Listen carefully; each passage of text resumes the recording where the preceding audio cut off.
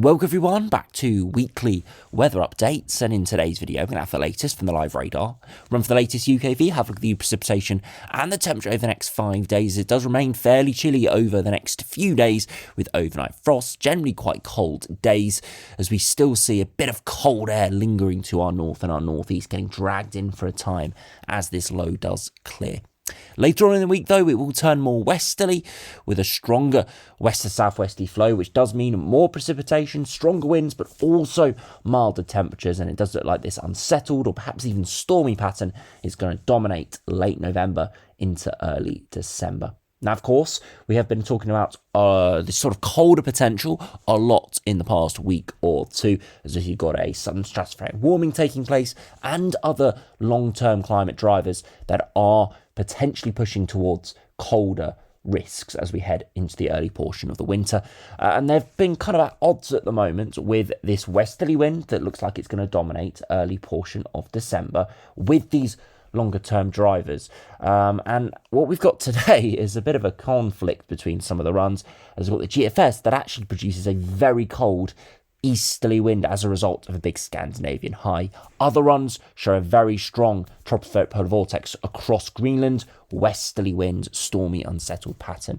And it's, as I said, because we've got a lot of conflicting ideas that I do think we are going to see a lot of wacky runs over the coming days, and that's what we've got today with a very cold GFS, but something completely opposite from the GM and the ECWF. And we'll explore that and all the caveats and the different scenarios in the second half of the video.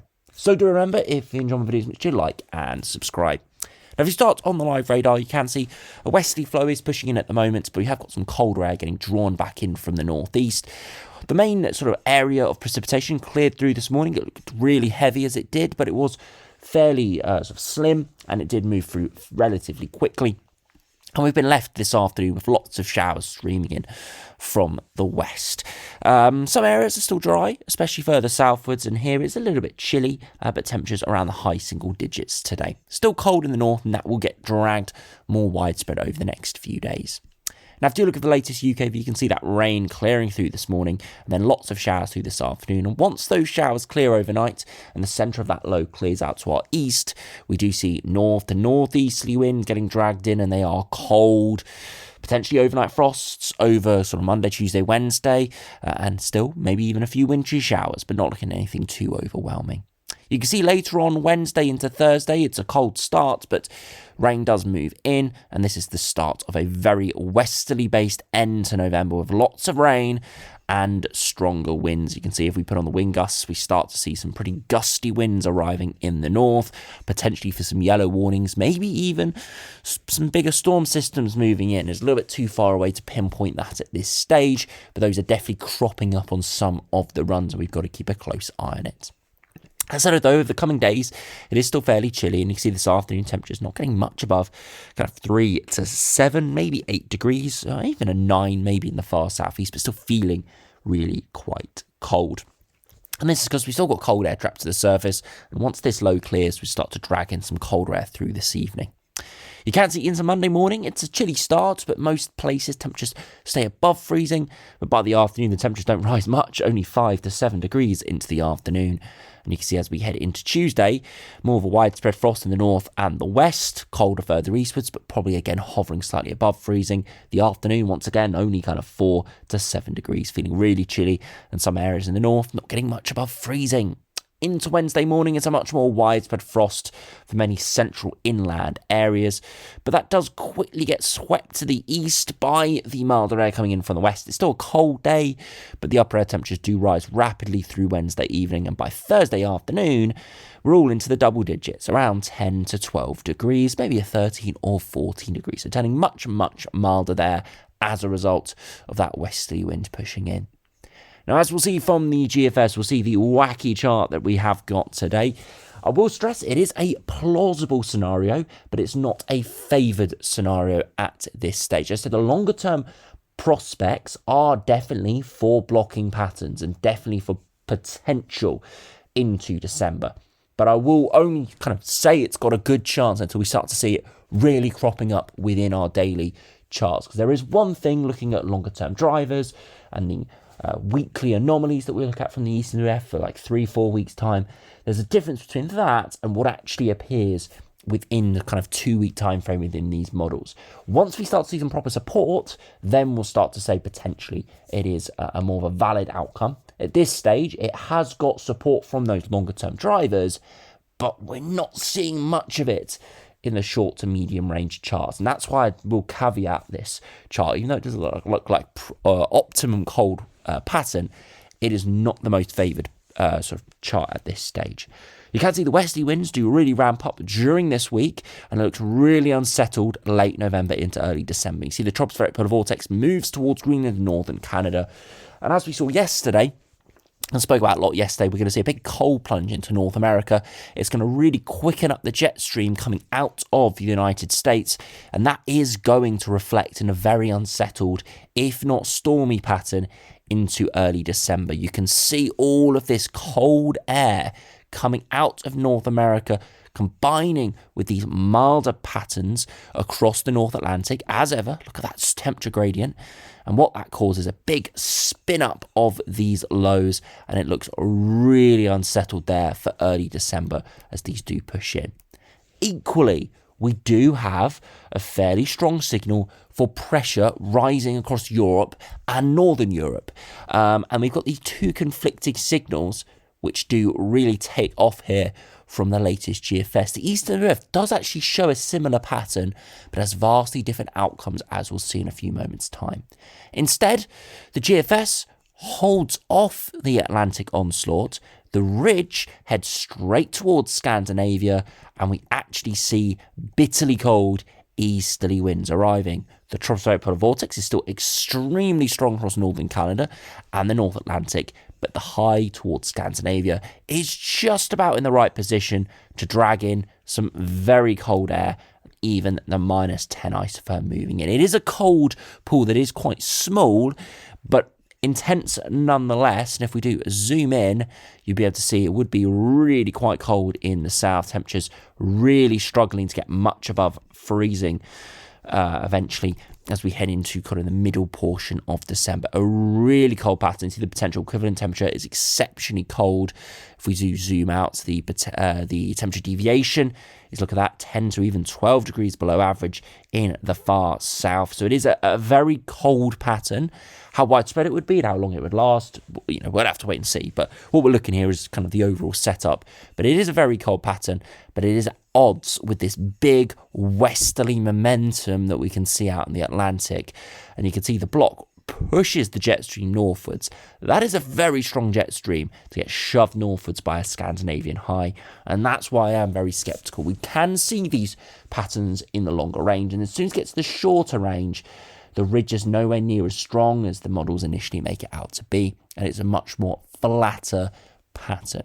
But I will stress there is definitely support, especially in the longer range charts, for a build of pressure across Scandinavia. We've seen that from our weekly mean anomalies from the eastern UF. So I'm not discounting this pattern at all, but I'm just saying with the strength of the stratospheric polar vortex towards northern Canada, the strength of the jet stream, it would be quite a remarkable pattern to be seeing that held out by this Scandinavian high. And this is what I mean by we've got conflicting signals.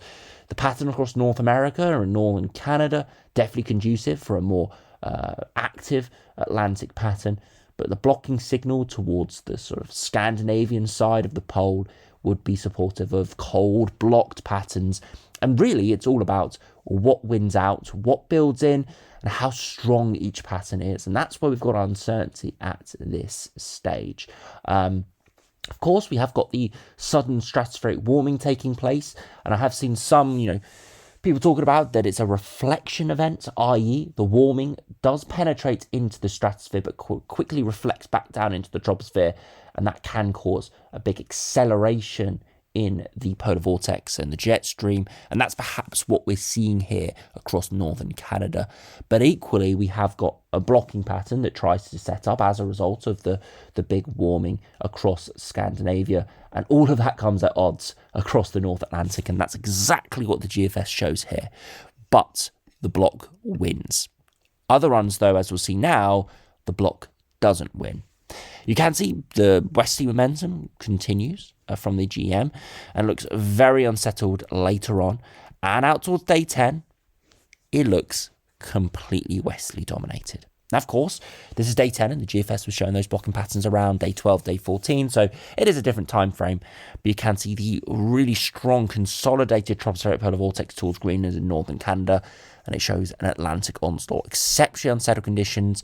Chilly, I will stress, there is a lot of cold air getting mixed in within this, but it's not a wintry pattern. It's more of a cold, unsettled pattern breaking out. The ECMWF, though, this does go out to 360 hours, so this does have that same time frame as the GFS, and you can see over the next couple of weeks, or the next week or so, very similar with a very unsettled pattern in from the west, and out towards day 10 it actually looks pretty similar to the GM. So that's why the GM doesn't really give us much indicators, as we are fairly confident at that day 7, day 10 time frame, just because of what is transpiring across North America. But look what happens out towards 360 hours. We see the exceptionally strong tropospheric polar vortex towards Greenland and northern Canada. We do see a big ridge of high pressure trying to move towards Scandinavia, but it doesn't win out. It's not able to penetrate far enough into the Arctic, up towards Scandinavia, Svalbard, and Iceland is not allowed to penetrate as far up as the GFS does, and in the end, what we come up against is a fairly mild, unsettled pattern, with that block just providing very dry and mundane, but cold probably, at least with an inversion taking place across northern and eastern Europe, western Europe and northwestern Europe, to be specific, Atlantic onslaught, unfortunately. So you can see the GEM and the GFS and the Eastern UF all similar out to day 10, and then they kind of disappear from each other beyond that, especially Eastern UF and the GFS, of course.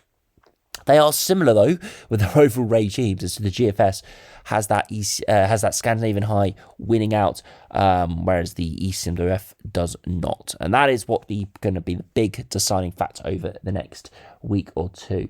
And I will say that, if you're looking for colder weather, this is not always the best route or best pattern.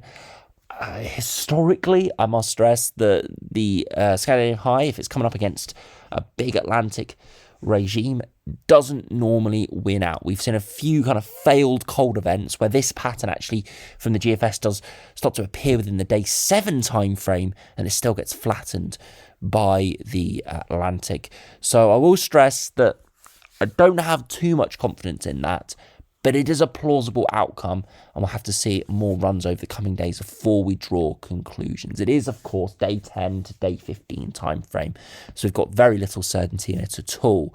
But we're kind of trying to draw conclusions of these charts, the longer range charts, and the other drivers, which, as I said, are at odds over the next couple of weeks. Perhaps it becomes a bit more clear-cut with more blocking patterns middle to second half of December.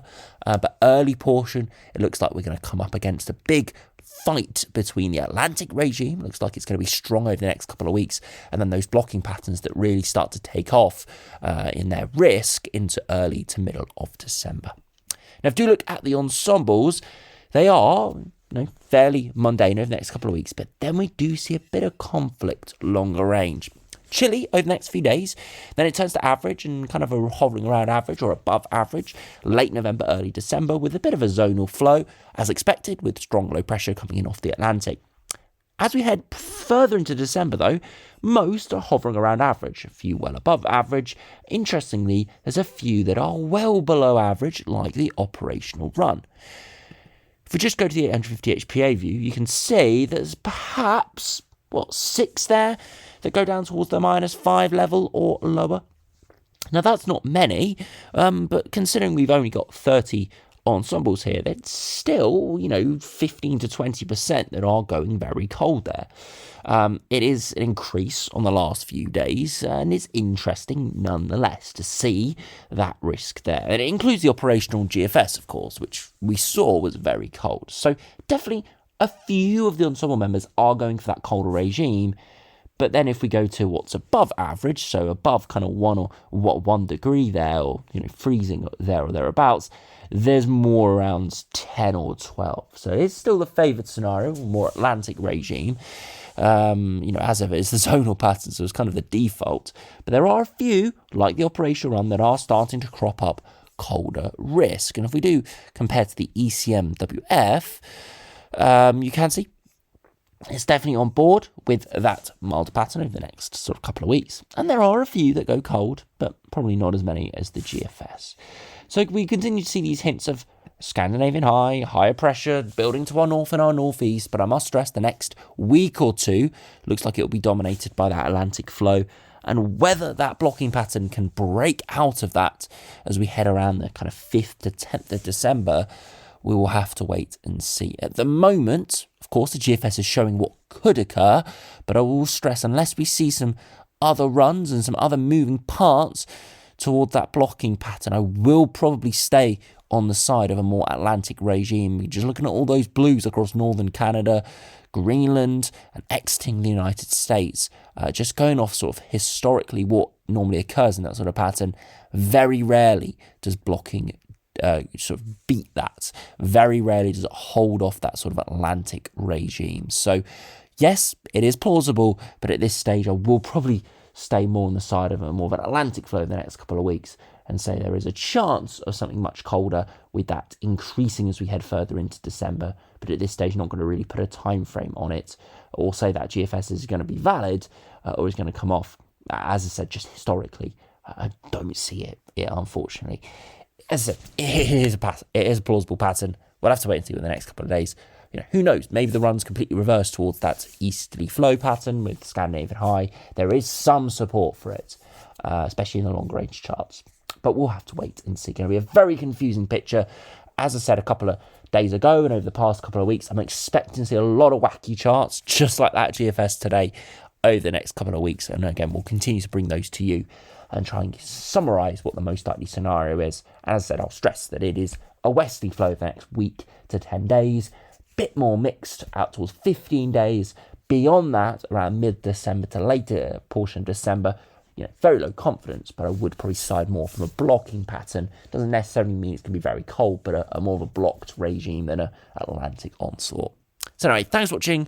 Hope you enjoyed. Keep you up to date with what's going on, of course, over the coming days and weeks. Very interesting nonetheless. And I'll see you again for another video soon.